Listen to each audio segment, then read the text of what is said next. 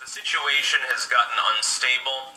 You've now got over 4,500 cases, and that's just confirmed. So again, around 30 hours, another doubling of cases. You see now beginning a throttling of information from China. The Chinese government has begun to censor material and crack down on people that are talking about coronavirus. The outside world can therefore only watch and wait and expect that the government that fumbled this for weeks to begin with, and whose initial response was to ban people from online forums for discussing the fact that this disease existed, that government, we have to trust them to stop this, and not to, screw the rest of the world if things get bad and just allow it to seep out. I think that's exactly what China would do. Misery loves company style warfare, essentially, at that point, because this may literally be an escaped bioweapon they accidentally had deployed on their own population. Oh, can you imagine the repercussions if someone manages to prove that? Not that it's likely. They're not letting in anyone from the outside community for a reason. Why do you think they just deployed like 6,000 more people to Wuhan? For supposedly what a couple days ago was only about 1,000 cases there. Well, it's only 1,000 cases, the death toll's not that catastrophic, some people are recovering. It looks like, though, if you look at the number again of dead versus recovered, more people are dying of this disease than actually fully recovering from it. Here's what I posit. What if this is the scenario? What if it's just that it's killing the weak faster and everyone else lingers on for 2-3 weeks before succumbing? What if this is going to have a 40-50% death rate? Well, that would be way worse than the Spanish flu, considering that now there's pretty good reason to believe that this particular infection rate is probably airborne. To some degree, this is probably fully airborne, not just droplet spread. This isn't a case of somebody sneezed on a doorknob, you touched the doorknob and then wiped your face, you got infected. This is a case of somebody sneezes, 10 minutes later you walk through the area, one little coronavirus makes its way from a piece of dried phlegm through the air, wafting on the breeze into your face, and you get infected anyway. Sort of the basis for miasmatic theory. Because, of course, certain diseases can do that. Somebody's sick, you haven't come anywhere near them, and suddenly you're sick. The idea was that it was a foul vapor on the wind, usually came down from the mountains, witches caused it, Satan, something like that. The concept of a miasmus was still in vogue in some circles in the 1800s. Just got done editing some literature that mentions literally that from the late 1830s. People were, almost at the Industrial Revolution, they still believed in this for a very good reason at the time, because they didn't understand the existence of germs fully, in the general sense. They still believed that life could spontaneously arise, I believe, at the time as well. You now have a case in Germany, specifically Bavaria. It's a little further from here, but, you've had cases in France and Germany. It's really only a matter of time. Amsterdam has a major airport, so here where I am, there will be cases. Some people are actually asking why I don't flee to Rutland at the moment. Rutland is a major travel hub. Please allow me to elucidate. Rutland is a small town, but it has a huge amount of travel and trade go through it, as well as a lot of drug trading. Because it's literally right on a 4-square crossroads between Albany, the capital of New York State, New York City, biggest city in North America other than Mexico City, biggest in the U.S., Montreal to the north, biggest city in Quebec, and then Boston to the east, the biggest New England city.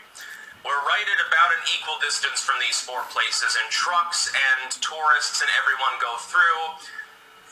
It's unavoidable. Coronavirus will eventually hit Rutland too. I believe that, honestly, if this disease continues to spread uninhibited as it is, it will eventually hit small-town America. It'll eventually hit everything, so there's really no reason to worry about trying to flee Amsterdam.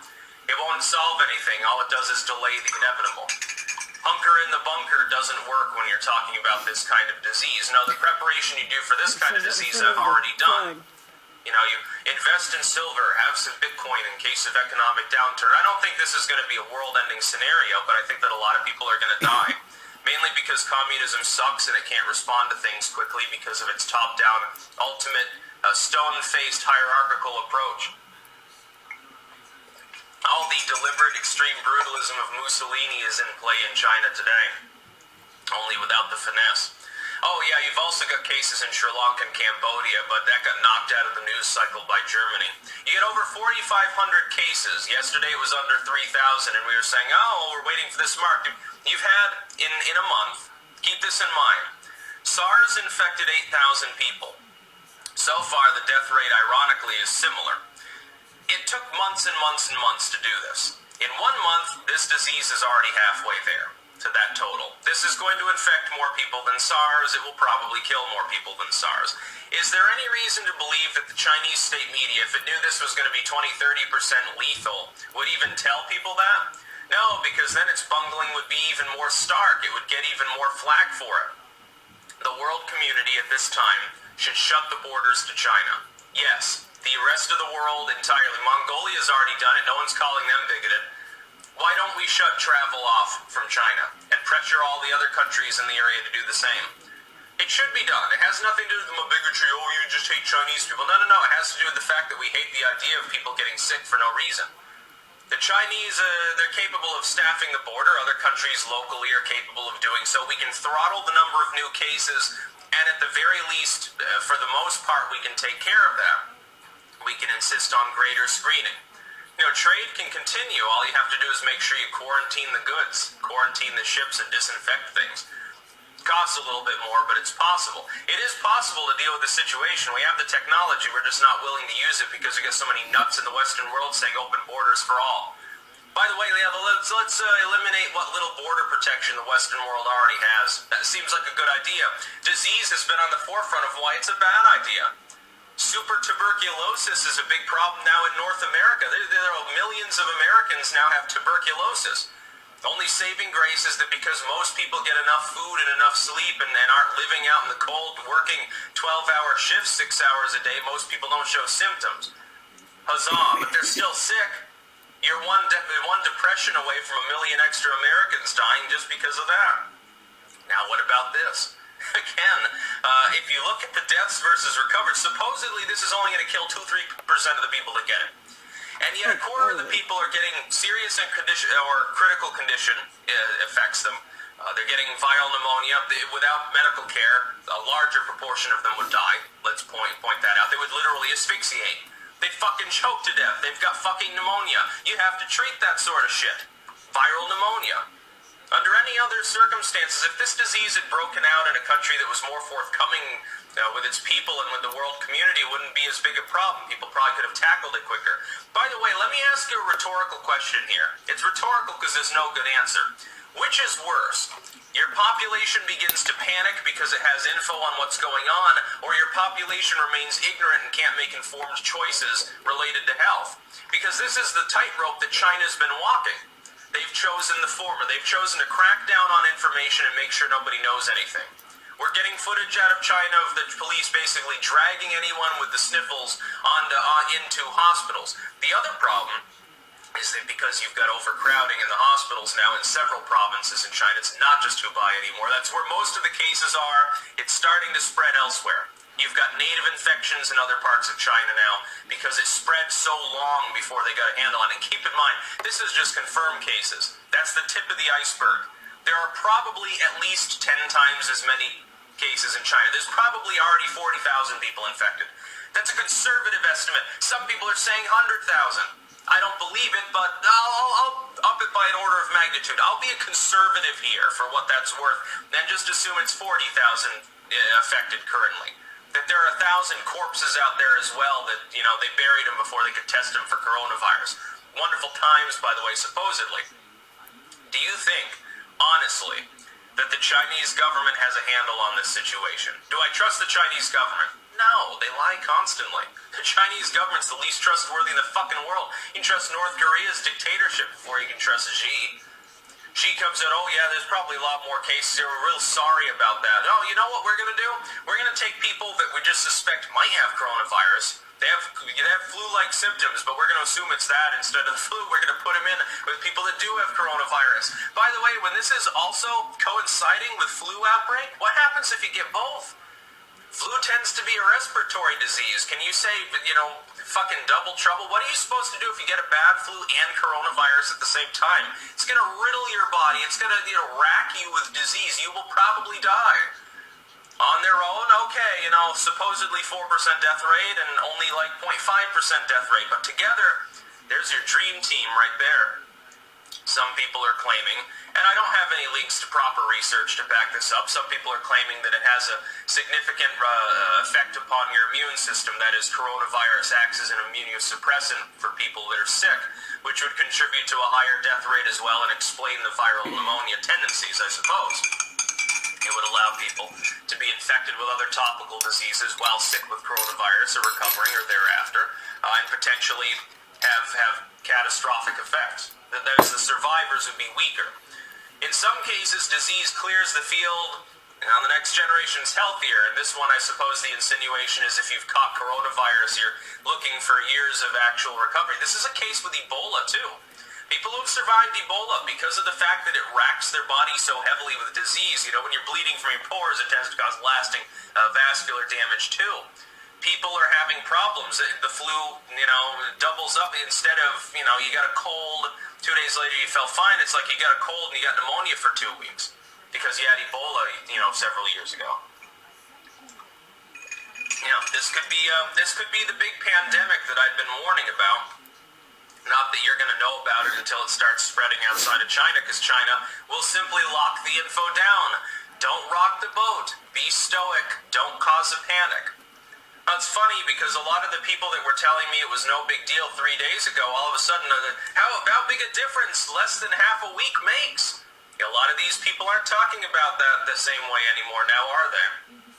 It was only a matter of time before we have a major pandemic. Could be that they managed to put the genie in the bottle with this, and there's like, oh, well, we've developed a vaccine, and they vaccinate all of China, and it goes away. Oh, huzzah, we've gotten rid of coronavirus. It could be. It's just not likely. At this point, it's better than 50-50. It continues to spread for a long time. Goes pandemic mode. At this particular growth rate, again, people are still trying to compare it to influenza levels of infection. Well, the flu kills point-something% of the people that get it. This disease, so far, is killing half the people that get it, that have a final result, either recover or don't recover. They're saying that the death rate will only be 3-4%, but we're not sure of that. Initially, they said it was 1 or 2. It keeps going up. It keeps getting worse, the way that they describe it. That's about all. Peace out. Do you have a favorite memory of that 2000 series with the Pacers finals? So he really blew his ankle out.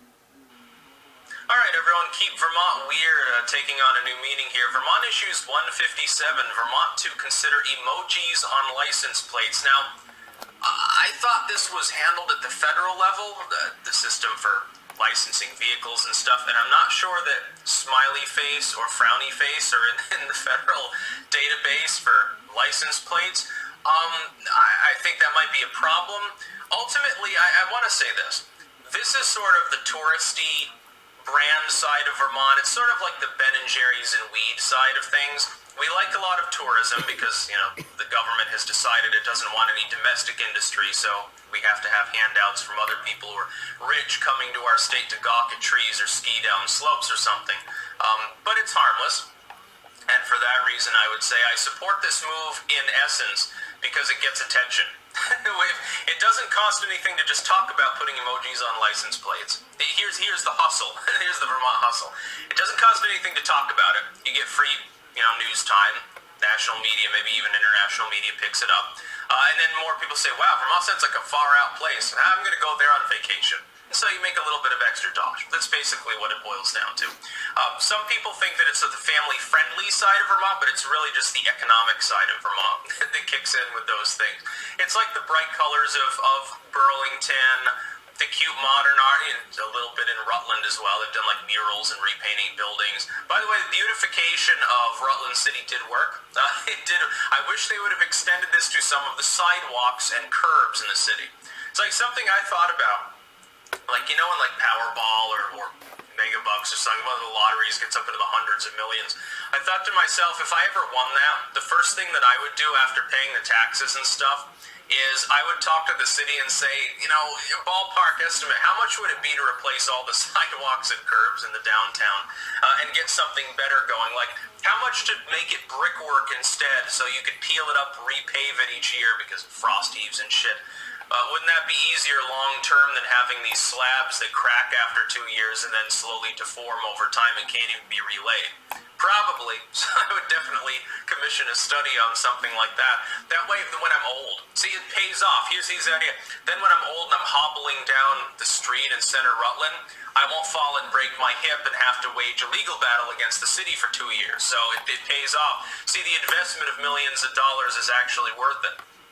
And then other old people don't break their hips, and it means less people in hospice. It's just good for everyone. Emoji license plates is a funny idea. I don't think that it's going to actually take hold. I can't imagine that the Vermont legislature is seriously going to take up the idea. Well, they would tell you it's going to cost buttloads of money because he's definitely he'll sign with the Democrats next day and say, yes, we must do our part to stop the non-existent gun crime problem in Vermont. So I'm definitely going to sign Bloomberg's, which is literally where it came from, anti-gun laws. He's willing to do that, but it took him months dragging his heels on marijuana, despite the fact that the fucker's probably smoked pot at some point. God, he's not that ignorant. He's probably smoked ganja a few times. He's not that old. He was like, young in the 80s and stuff. He smoked. He probably tried coke at that point. He was a kid of the 80s. He probably tried cocaine and all these other, fun substances too. Don't fucking get me started on what a sellout pussy our Governor Phil Scott is. That being said, I think you need to run I can't imagine that stick in the mud Scott is going to go for emoji license. But then again, the federal government's put the kibosh to it pretty quickly. I'm just thinking I'd have the little demon emoji on my license plate, of course, and it would say 666 or something. I think that at that point, I think they usually reject it. Like, even having sticks as the license plate, they'd probably assume you were ripping on copyright or something and deny that too. It's really sad. I remember there was a battle, God, I think it was 20 fucking years ago at this point. There was Styx a woman is a river, damn it.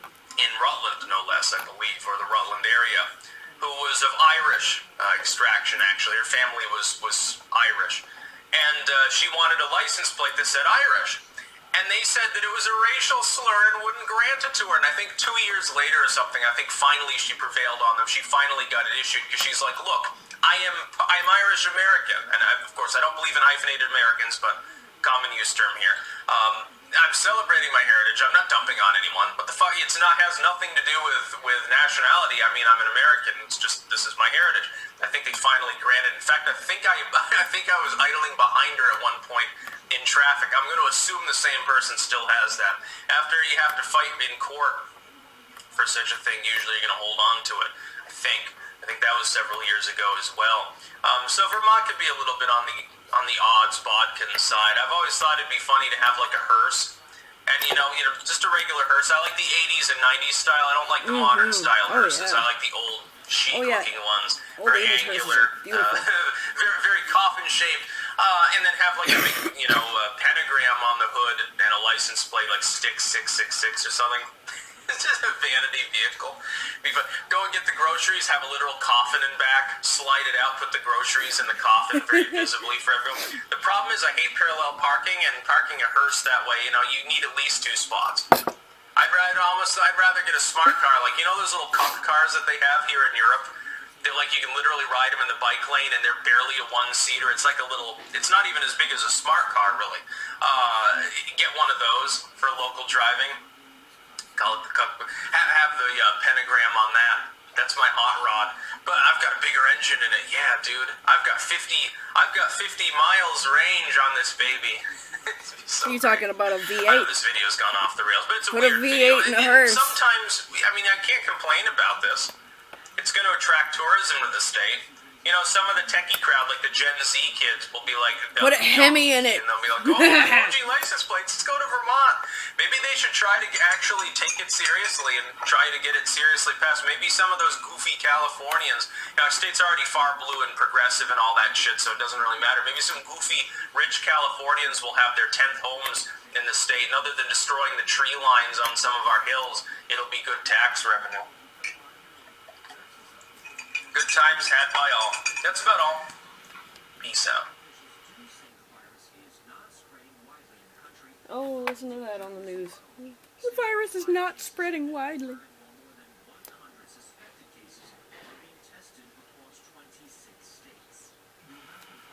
Alright everyone, the other day John Bolton came out and claimed that there was a quid pro quo on Ukraine involving Trump. Now we've been over this before. There was no quid pro quo. This has been confirmed by several people who were in the know, Yeah, nobody including people believes that directly shit. communicated with.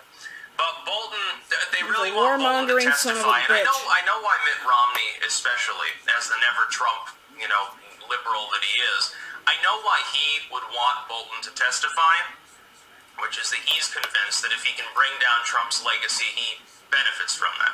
It's not even about getting him removed from office. Look, the impeachment proceedings have a foregone conclusion.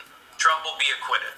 He's not going to be removed from office. Some of the Trump fans are now like, oh, this is the deep state coup. They're trying to get him kicked out with Susan Collins and Mitt Romney. Now, I'll talk about that a little bit more later as well in a BitChute exclusive. You should be subscribing to me there. You should join me everywhere, really. Link in the description to all of my other presences. No, this is about tarnishing him. This is about attempting to tarnish Trump's legacy with certain GOP groups so that Mitt Romney can say, haha, told you so, and get kudos for it. He's attention-seeking, in other words. He's being a little bitch. That's what Mitt Romney's good at. He's a gutter snipe. He's not good at facing people head-to-head. He's only good at the weasel word, sort of used car salesman, greasy ploys that he normally delves into. I didn't vote for Mitt. That's Mitt I Romney. didn't vote for Obama. The Democrats used to understand this until he became a never-Trumper. Now, all of a sudden, for some reason, they think he's a good guy. It's really funny. It's even funnier, though, and it's kind of sad, too, to see them embrace John Bolton. You're going to take John Bolton seriously. So you've got Trump derangement syndrome so bad that at his word, without any further proof, no recording, no pictures or anything, just a claim from a book that he's profiting off of, you're going to trust John Bolton when he says, oh yeah, Trump basically told me the North remembers. Quid pro quo. You're going to believe him. You're one of the chief architects of the war on terror, foreign adventurism, cowboy policies of George W. You know the devil, you used to call him? One of the most butcherous warmonger individuals who's ever unfortunately come to hobble the United States foreign policy. One of the ultimate neocon war sort of happy nuke cloud worshippers. John Bolton, that John Bolton, walrus mustache, John Bolton. Okay, if the left really wants to destroy itself, it can just keep doing things like this. Because they've already alienated, trust me, they've alienated plenty of independents with their mollycoddling treatment, their fawning adoration of Herbert Walker, their love for John McCain, how much they've talked about cute little W's and how much better he was than Trump, and now this fucking bullshit with Romney and Bolton. You've got two of the biggest war hawk neocons in the country that want to sell us all down the river for their rich buddies, like the ones that really want to do that. You prefer them to Trump, who has a vaguely populistic tax proposal in mind and by and large is actually doing well for the U.S. economy and not starting a bunch of wars. Look, if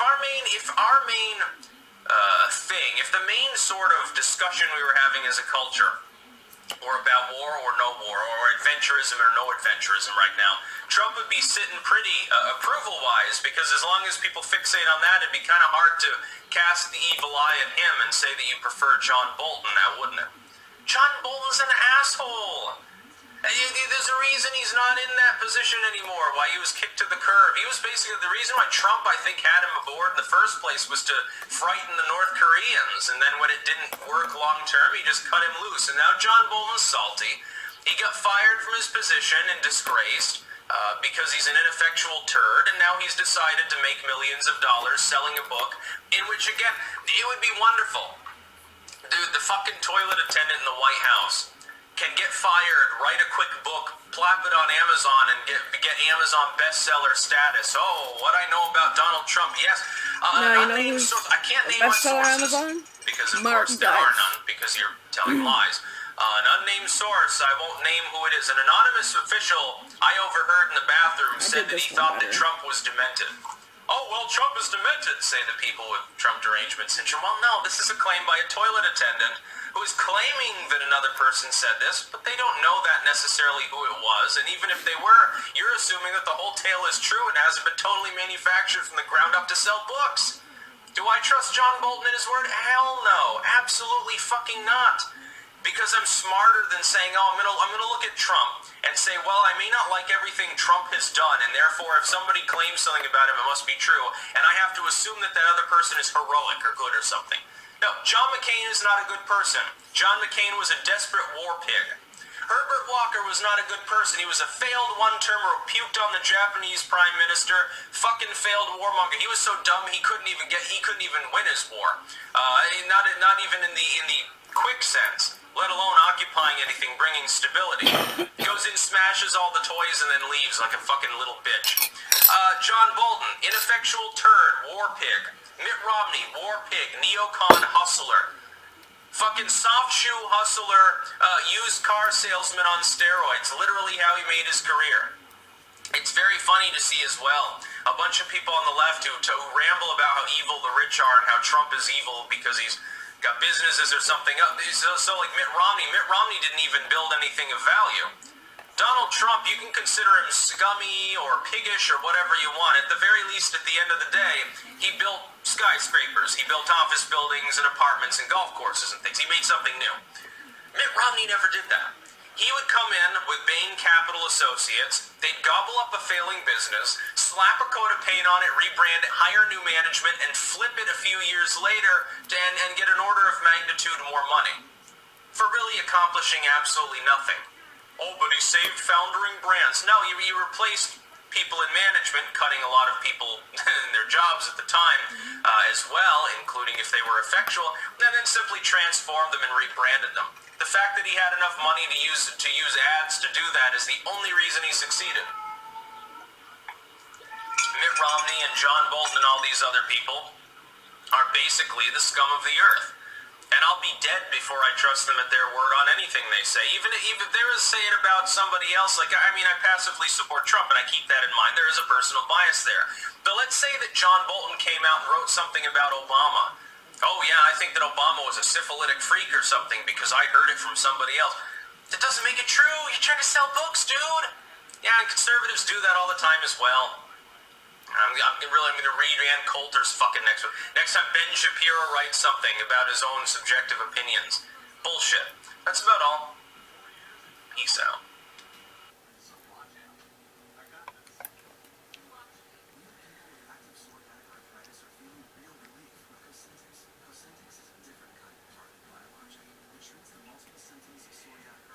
But Orange Man.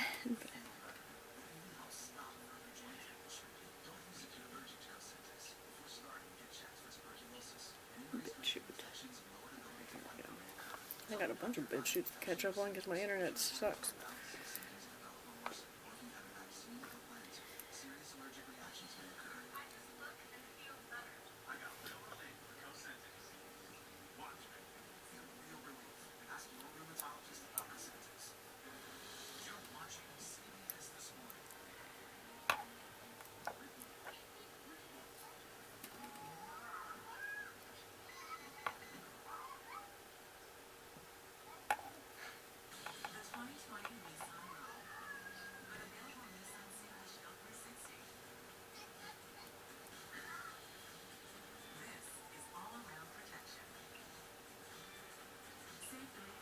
Alright everyone, it's time for episode 16 of my Epic and Theogen series with Yerba Mate. Of course, disclaimer, as always, not telling you this or any other substance is safe or legal. You are responsible for your own actions. This video is for educational and harm reduction purposes only. Of course, Yerba Mate is sold in grocery stores as a variety of tea and tea additive blends. Let me tell you about this particular substance because there's a lot of misconceptions. The number one misconception is that Yerba Mate is a stimulant without caffeine. That's not the case. It's caffeine-based. It's just like coffee. If I had a dollar for every time some hippie-trippy tried to get me to drink some yerba tea when I was at UVM, oh, it's like coffee but better. There's no caffeine. There's no come-down or anything. Everyone will be drinking it soon. I mean, I could have paid off my student loans practically. That being said, though, it is tasty. It is useful. It's similar to coffee, but it also contains other substances, and I'd have to look more at the biochemistry of it. For the exact list. It feels different than coffee, I'll tell you that much. It's sort of like how coffee feels different from an energy drink because energy drinks have a variety of different substances in them other than just caffeine. Cup of coffee, the reason to drink it other than the taste, because coffee is fucking delicious, is the caffeine. You get a rush of caffeine. If the caffeine is mixed with taurine and all of this other stuff, you can take a Red Bull, a Monster, whatever, it feels a little bit different. it feels less natural, if that makes sense. Like a cup of coffee acts more slowly, wakes you up, seems to